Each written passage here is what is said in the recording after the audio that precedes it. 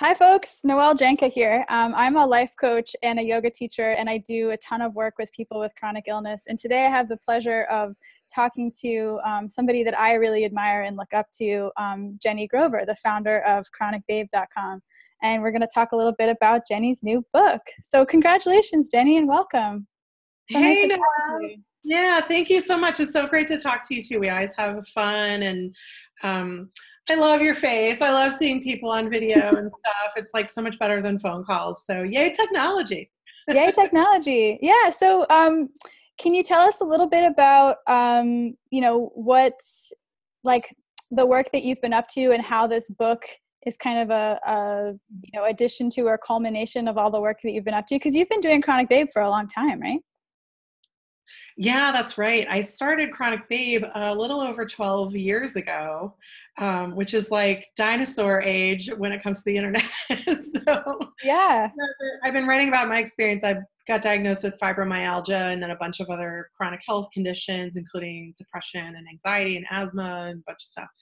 And after a few years of really struggling, I got to a place of a little bit of acceptance and started to figure out how to create a life for myself that was still going to be hilarious and loud and colorful and all the things I love, but accepting that chronic illness was part of it. So part of my journey with that was to do some service, and that was why I started the blog.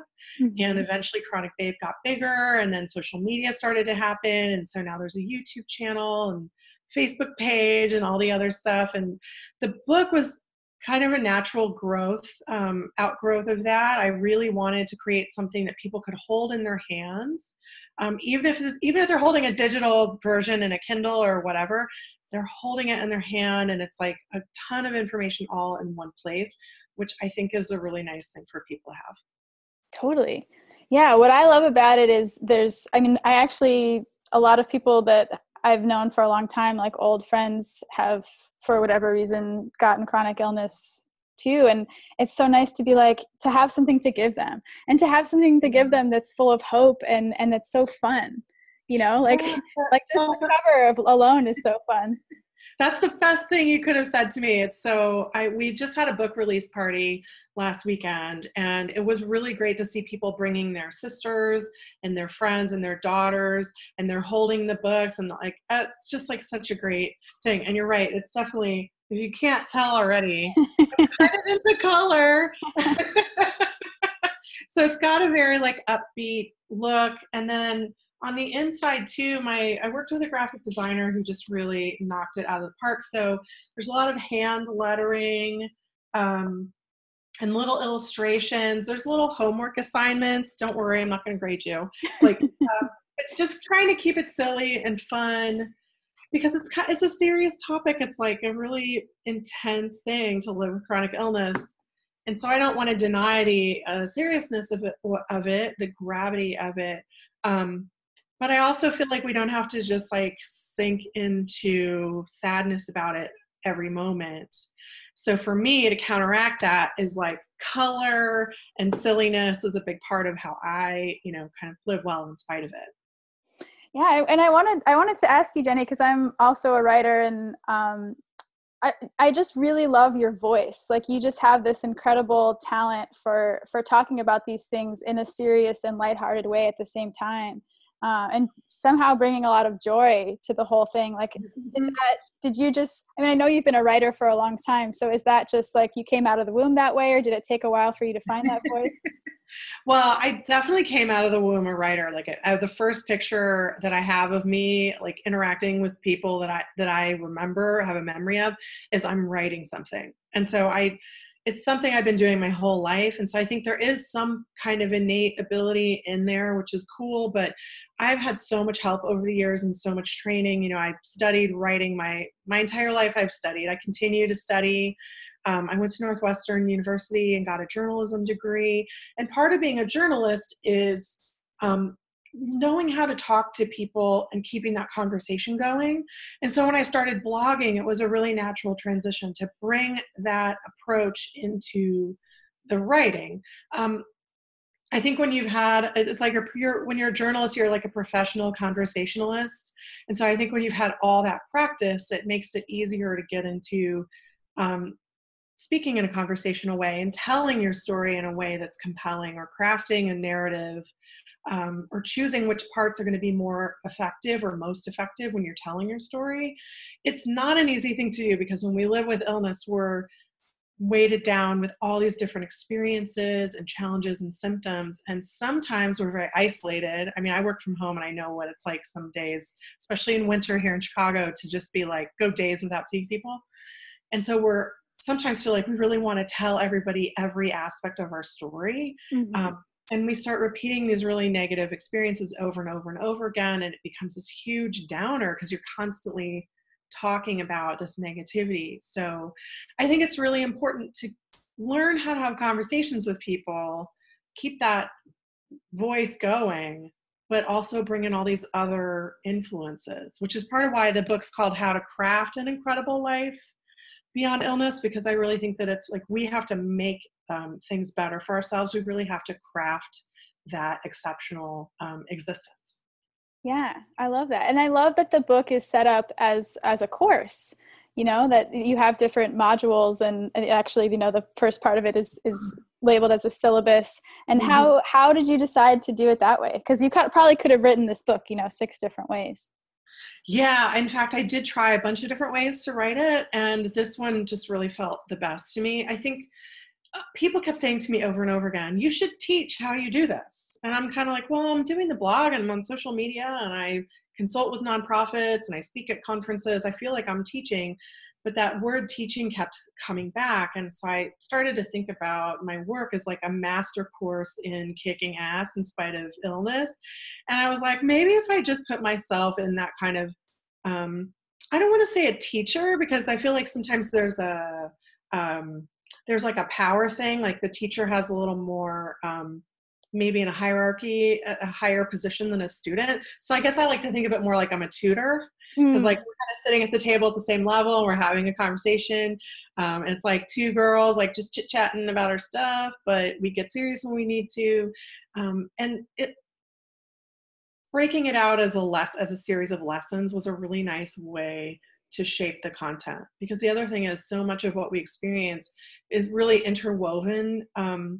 You can't set aside your interactions with healthcare providers from the interactions with your loved ones, right? Because you're using the same conversational skills or the same interpersonal dynamics, just in two different situations. So everything's like really interwoven, and it was hard to write it in a nice way that was not going to all be like mushed together all the time. So breaking it into 10 lessons was a really nice way to go like, okay, here's where we're going to talk about this. Here's where we're going to talk about that. So That's very cool. And,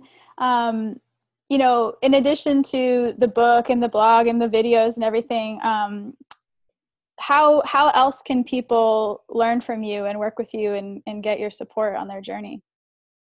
well, you start with a website is a great place to start. And right on the front page of the website, and actually all throughout it, is a way to sign up for my newsletter. And I know everybody gets tons of email and not everybody wants to have email all the time, but I send out newsletters like once a week, and that's how I let people know about all the new videos that I'm doing, interviews with people. I'll do more release events for the book. Actually, I have a little kind of like pay what you can day coming up for the book in December. So getting on the newsletter list is a good way to find out about those kinds of things. Yeah. And then we're Facebook and Twitter, Instagram, Pinterest, YouTube. Basically anywhere that I can get in front of your face is where I want to be. Yeah. And I really like that you do weekly newsletters. I think some people, will just do monthly, but it is really nice to get that sort of, it's almost like the cheerleader in your inbox once a week. Like I know I really appreciate it, because all my other sort of chronic illness related newsletters are like, what is the Lyme Disease Foundation up to? It's like not the same, it's totally not the same. So thanks. Yeah, that's my hope all the time, is that like when I show up for people, basically I'm trying to be that thing that I needed when I first got sick, right? Like I needed someone there and I didn't have that. And I needed that person there going like, you got this. And I know that sucks. Like I hear you. okay, now we're gonna move past it. Like I needed that person who would like give me a little tough love, but also be compassionate, but also be like, yeah. And so I try to be that way for people. It's not always easy because some of the stuff we deal with is so intense, um, but yeah, I like to be in front of people on a regular basis too. I feel like that continuity is really important for people. I think that we can sometimes fall down a hole, either if we have depression or if we have a big flare up, and we may get isolated or feel like things are shifting in a really negative way and we're alone with it. And Mm-hmm. so one of the ways I feel like I can help people is being a really consistent source of support. Yeah, yeah, it's huge. And in addition to just like appreciating the whole book, I really appreciated your resource section. Oh, And great. yeah, I mean, there's just so much good stuff in there. And I'm curious, like when, throughout your journey with your own health, have there been particular like books or people or resources that were just really meaningful and supportive for you? Yeah, for sure. There's been, well, first, one of the first authors I ever met who I felt like had a similar voice to mine is Paula Kamen. Mm-hmm. She wrote this book called All in My Head, and I can't remember the subtitle because it's quite long. But it's basically like an epic, it's like the quest to cure an epic, totally unreasonable headache, right? Mm-hmm. So she has had chronic daily headache for decades, and she struggled, and it took her years and years to write her book. But her book was the first one I ever read where someone was like, yeah, this sucks and it's not going away, and I'm going to be okay anyway. Like that was literally the first person, because everything I'd read up until then was either like a very serious medical site that was super boring and dry, or a blog where everyone, like the posts are just, it's like, I'm super depressed, this is the worst, my life is super over. Or Despair. yeah, and I mean, like, I understand that, I relate to that, but I didn't want to be steeped in that. Yeah, The totally. other person I heard a lot was like, the voice that I would hear a lot was people who were like, here, I've got your cure. Mm-hmm. And Yeah. so Paula was the first writer I ever read who was like, I'm not going to get cured. I'm maybe not even going to get better. I'm going to accept that. And then I'm going to still be really awesome. And I like that, just, I needed to hear that. So Paula Kamen is amazing. Her book is fantastic. I don't have chronic daily headache, but I learned so much about Mm-hmm. how to live well with chronic illness and chronic pain from her. And then moving on, I met all these friends like Christine Mizrandino, who started ButYouDon'tLookSick.com, and that's where we get the whole Spoonie Yeah. name, is from her spoon theory. So I started reading her site very early on. She started blogging maybe like 8 months before I did. Yeah, Um, she's old school too, like old yeah, school internet. yeah, for sure. So we're like blog sisters. So, those kinds of people, when you look around, I mean, I feel like there's this little group of women that we all kind of started around the same time, and we all kind of had a similar voice happening, Mhm. um, no matter what illness we had. And so finding those people really helped me. And then honestly, like just the community that I've been building and that we've all been building, and you're part of that too, the more we interact, the more I feel supported. Like having conversations like this helps me remember I'm not alone, Yeah. that because I am flaring today, I don't feel my best. Like lipstick makes it look better, but Yep, I know what that's like. yeah, yeah. So we need that conversation. That's a big part of why I really have been excited to dive into social media so much, because that's where you have these like great conversations with people. Yeah, yeah, and it seems like you get such a good response from your audience and such good interaction, and it really is building that community that we all need. And I sometimes I wonder what people with chronic illness did before the internet, because it's such a gift for us to be able to find each other from our beds, when we need to. Yeah. Um, Yep. I yeah, don't no, I don't know. I don't know what they did. I feel like I feel like in some ways we just didn't talk about it, right? Like that's true. Yeah. you would say cancer. Like you would not say anything out loud. And I think that's part of it. And Mhm. I mean, we have this real wave of like kind of female energy that's happening right now in the world. And part of that is like speaking our truth and sharing our experience with each other. And I feel like there's like this wave about to crest, that like everyone's just better connected and more confident about being vocal. I feel like it's my duty to kind of keep contributing to that conversation and fostering productive conversations, because I can't stand like a Facebook thread where everyone just jumps on people and complains or gets pissy. Like, no. So I curate those conversations. I'm always like steering my audience like, hey, we're going to be kind to each other. We're going to be compassionate. We're going to be resourceful. And I'm a real big proponent of being cool to people on the internet. Yeah. Well, it seems like it served you well. Thanks. Yeah. Yeah. And I mean, one of the things I've always really appreciated about ChronicBabe and your voice and what you're putting out there, Jenni, is this idea that like, no matter how you're feeling or looking or like whatever you're experiencing, like you're still a babe, you know? And like, that's kind of a really evolved position. Like, I think it takes people time to get there. And so I just wanted to ask sort of how that came to you and how that came to be such an important part of who you are. Well, thank you for saying that. First of all, that's a really nice thing to hear. When I started coming up with the name for the project, I had a focus group. Well, I did two, with a bunch of different friends and strangers, like people who I could find in the Chicago area who had chronic illness, to talk about what they needed or what they wanted. And we tried to come up with a name that really evoked the essence of what they all agreed that they needed. And really what I kept hearing was, I want to hear that I'm always awesome no matter what. I want to hear that I'm always good, that I've always got the support, you know? And so the name ChronicBabe is like, it's a play on words, right? Like, you have chronic illness, but you're also chronic, or it could be like chronically is like forever. Right. And babe could be like you're young, because when I started it, I was a lot younger than I am now, right? I've like aged out of my original demographic for the site, so whatever, don't tell anyone. No. But and that word babe is like, you have this youthful energy, but also it's about being like foxy or sexy or amazing or strong or whatever you want that word to be. So that's really been my goal, is to help people understand, because like, for me, it's part of my spiritual path. Like, I study Buddhism, I practice Buddhism, and we are who we are right in this moment.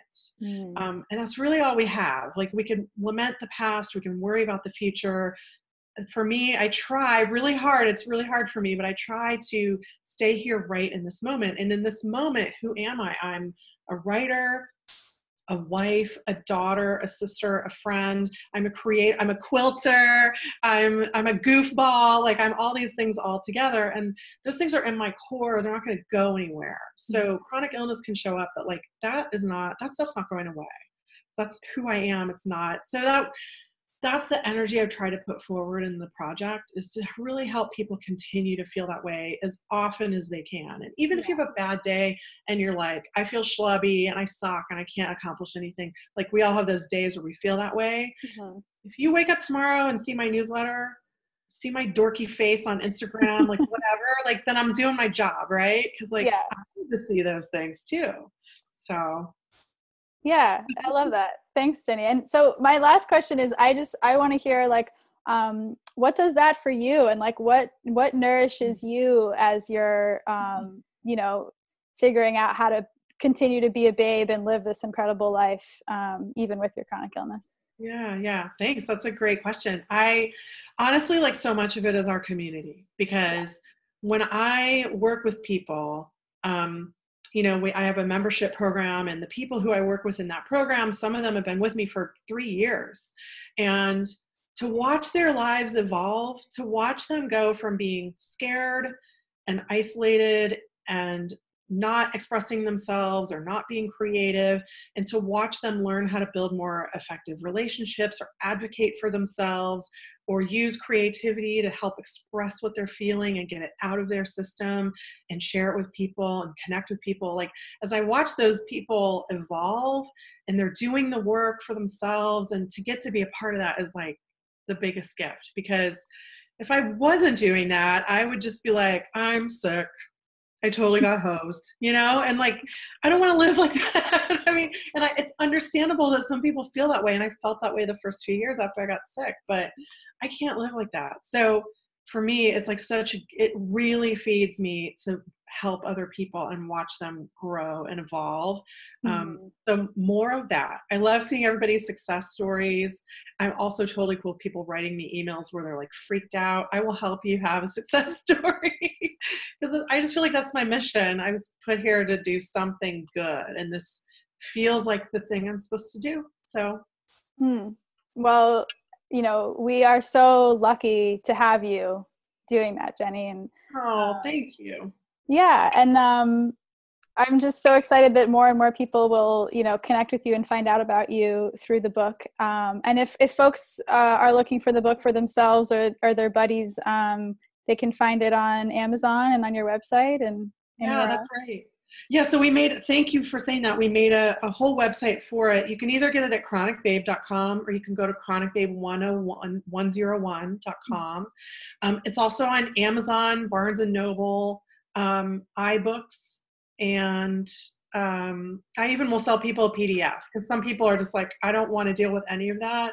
Shoot me, I'll take care of you. Because I want to make it easy it was important to make it accessible to people in every way. And then probably next year I'll do an audiobook.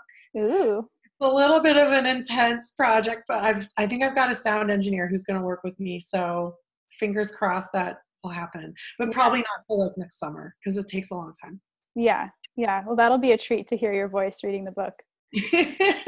All my laughs and like goofy sounds and stuff. Yeah. It'll be weird. It'll be fun.